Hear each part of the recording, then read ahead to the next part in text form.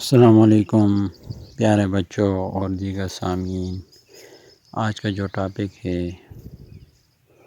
وہ ہے حروف استفہام۔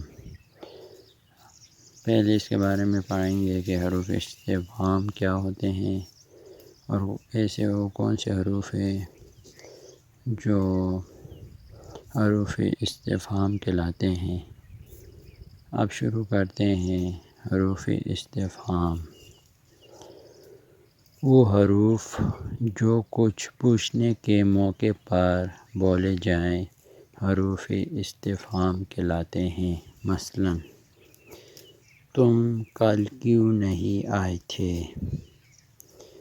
نمبر 2، میری کتاب کہاں ہے؟ نمبر 3، دروازے پر کون ہے؟ نمبر 4، تمہارے ہاتھ میں کیا ہے؟ ان مثالوں میں کیوں، کہاں، کون، کیا حروف استفہام ہے کیونکہ یہ پوچھنے کے لیے استعمال ہوئے ہیں۔ چند مشہور حروف استفہام یہ ہیں: کیوں، کہاں، کون، کب، کیسے، کیسا، کتنا، کیا۔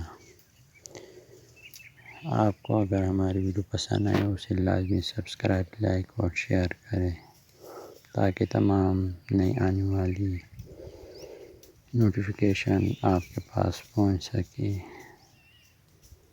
Thank you for watching.